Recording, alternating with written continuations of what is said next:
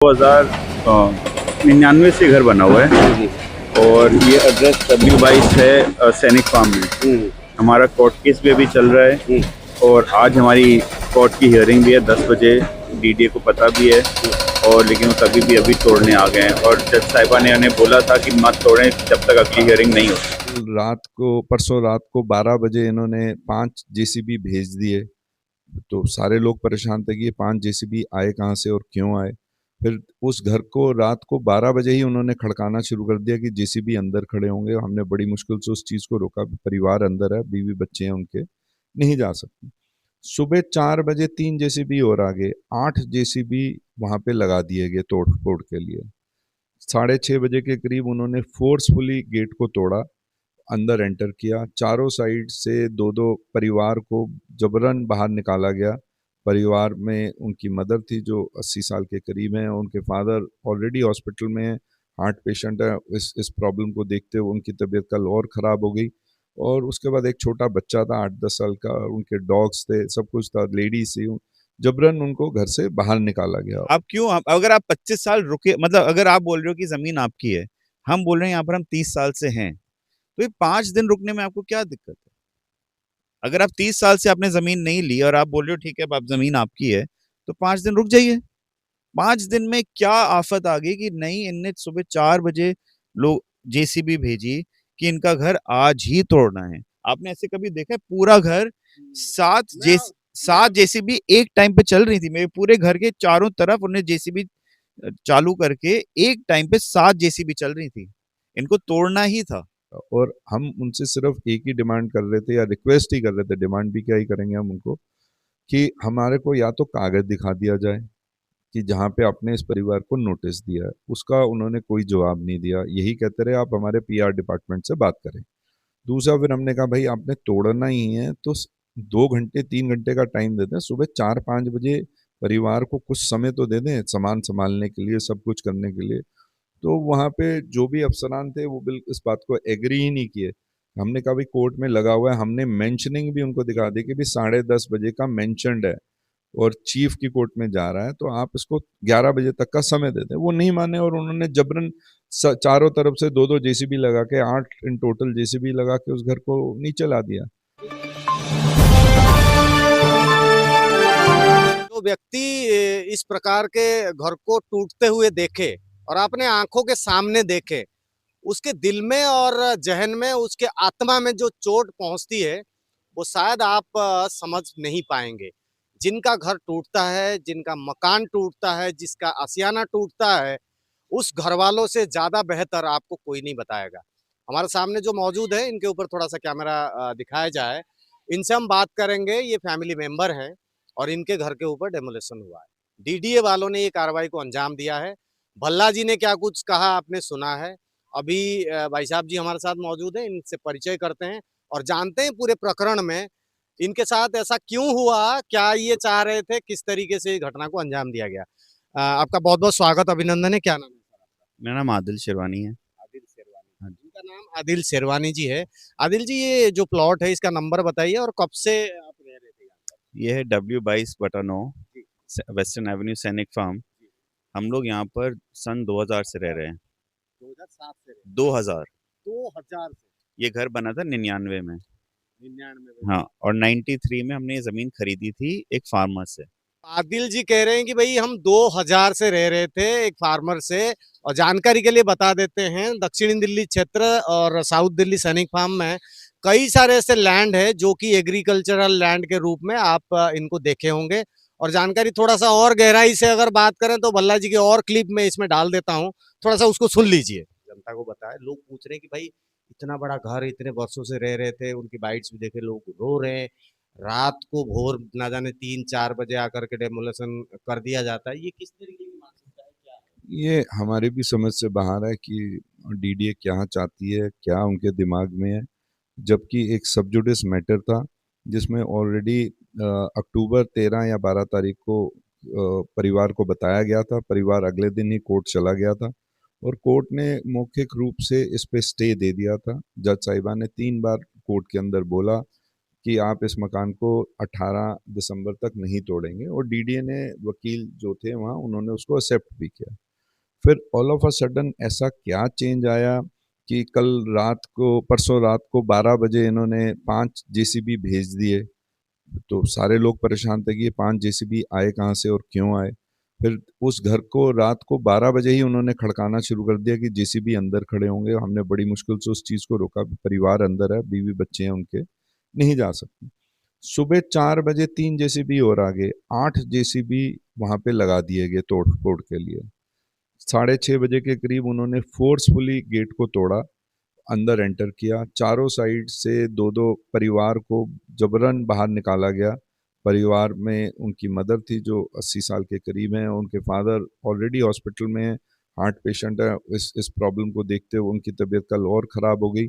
और उसके बाद एक छोटा बच्चा था 8-10 साल का, उनके डॉग्स थे, सब कुछ था, लेडीज थी, जबरन उनको घर से बाहर निकाला गया। और हम उनसे सिर्फ एक ही डिमांड कर रहे थे, या रिक्वेस्ट ही कर रहे थे, डिमांड भी क्या ही करेंगे हम उनको, कि हमारे को या तो कागज दिखा दिया जाए कि जहाँ पे आपने इस परिवार को नोटिस दिया है। उसका उन्होंने कोई जवाब नहीं दिया, यही कहते रहे आप हमारे पीआर डिपार्टमेंट से बात करें। दूसरा, फिर हमने कहा भाई आपने तोड़ना ही है तो 2 घंटे 3 घंटे का टाइम दे दें, सुबह 4-5 बजे परिवार को कुछ समय तो दे दें सामान संभालने के लिए, सब कुछ करने के लिए। तो वहाँ पे जो भी अफसरान थे वो बिल्कुल इस बात को एग्री ही नहीं किए। हमने कहा भाई कोर्ट में लगा हुआ है, हमने मेंशनिंग भी उनको दिखा दी कि भी 10:30 बजे का मेंशनड है और चीफ की कोर्ट में जा रहा है, तो आप इसको 11 बजे तक का समय दे दें। वो नहीं माने और उन्होंने जबरन चारों तरफ से 2-2 जेसीबी लगा के, 8 इन टोटल जेसीबी लगा के उस घर को नीचे ला दिया। ये तो क्या जल्दीबाजी क्या थी, घर तो वही था, अगर डेमोलेशन कर भी देते या करते तो एक दिन, जैसे ही आपने एक मानविकता दृष्टिकोण से, भाई घर में अगर कोई इंसान सो रहा है, बैठ रहा है, कोई बीमार है, तो एक मानविकता दृष्टिकोण से अगर हम बात करें तो वो दिखाई नहीं दिया। भल्ला जी इतने रिक्वेस्ट करते रह गए, आज प्रेसिडेंट है, शायद और भी लोग होंगे जो आसपास अड़ोस पड़ोस के लोग सभी मिलकर के रिक्वेस्ट किए थे, वो नहीं माने।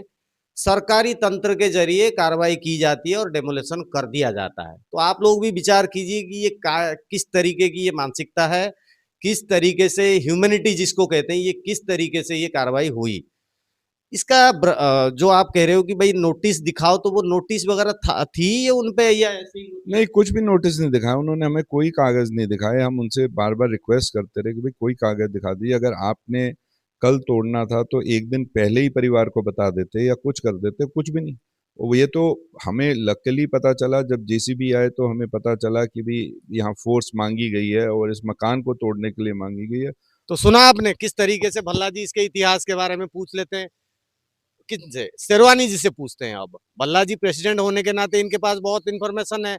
अब शेरवानी जी का घर खुद है, तो पिताजी ने खरीदा था, आप कितने छोटे थे, किस तरीके से इसके ऊपर थोड़ा सा? पिताजी ने तो खरीदा था, मैं क्या 12-13 साल का होऊंगा उस टाइम पे। और हम लोग तब से रह रहे हैं यहाँ पर, सब कुछ, हम प्रॉपर्टी टैक्स भी दे रहे हैं, गैस कनेक्शन भी था, बिजली कनेक्शन भी था। और अभी कोर्ट में केस भी चल रहा था, 18 तारीख की उसकी हियरिंग थी, और डीडीए को ये पता भी था। और वो जज साहिबा ने डीडीए को बोला था कि जब तक इनका केस नहीं होता इनका घर ना तोड़ें। रिटन रिटन में नहीं दिया था, वर्बल ऑर्डर था, लेकिन उन्होंने बोला था कि ना तोड़ें इनका घर जब तक अगली हियरिंग नहीं होती। तो हम तो डीडीए को बोल रहे थे कि जब तक हियरिंग हो जाए, केस चलने दें, और जो जो भी फैसला होगा मान लेंगे। भाई अगर आपके पक्ष में होता है तो ठीक है, हमारे पक्ष में है तो हाँ, कोर्ट है। लेकिन डीडीए को रुकने के लिए तैयार ही नहीं थे, और उनने सुबह सुबह 8 जेसीबी भेज दिए। सुबह कितने बजे? उनने 3 जेसीबी तो रात के 11 बजे हमारे घर के आगे पार्क कर दिए थे। उसके बाद सुबह 4 बजे 5 और आ गई, और हमारे घर पे खटखटा के बोलने लगे घर से निकलो बाहर। और मेरे घर में बुजुर्ग महिला भी थी, मेरे फादर हॉस्पिटल में है अभी, उनको रेस्पिरेटरी फेलियर हो चुका है, मेरे बच्चा था, मेरी वाइफ थी, मेरी सिस्टर थी। और ये आके बिना नोटिस के, क्योंकि नोटिस तो उनके हिसाब से ने हमें नोटिस दिया है, जो बोल रहे हैं वो तो कोर्ट में चल ही रहा है। उनने हमें बोला कि ये हम, क्या ग्रॉज क्या बताया, ग्राउंड क्या बताया?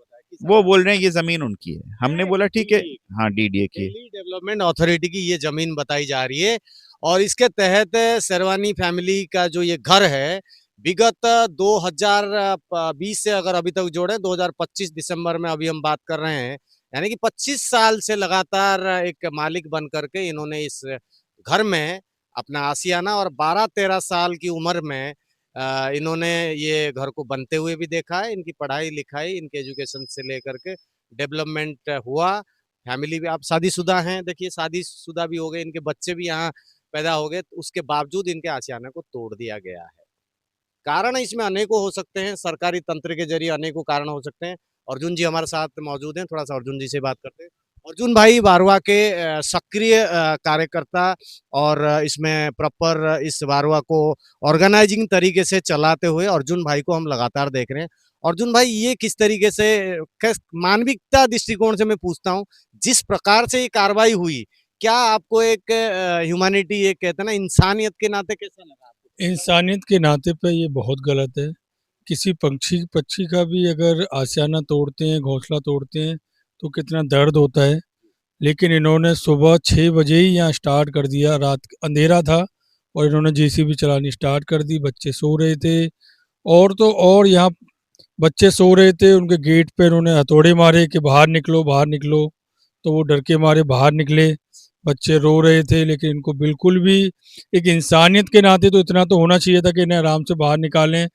अगर कोर्ट में इनका केस चल रहा है, कुछ भी हो, हाँ, वो सब कोर्ट काट का केस अलग है भाई साहब। ये 4 बजे आके कर दिया, किस तरीके से किया। अच्छा, अगर तोड़ने के लिए कह भी रहे थे कि भाई आप क्या उनको तोड़ने में मना करते या ऐसा कुछ करते, या हमने कुछ भी नहीं रोका उन्हें, हमने ना उनसे आपको लड़े। थोड़ा सा टाइम और चाहिए? भाई हम बोल रहे थे कि कोर्ट की हियरिंग होने दो ना। भाई आप क्यों, अगर आप 25 साल रुके, मतलब अगर आप बोल रहे हो कि जमीन आपकी है, हम बोल रहे हैं यहाँ पर हम 30 साल से हैं, तो ये 5 दिन रुकने में आपको क्या दिक्कत है? अगर आप 30 साल से आपने जमीन नहीं ली और आप बोल रहे हो ठीक है अब आप जमीन आपकी है, तो 5 दिन रुक जाइए।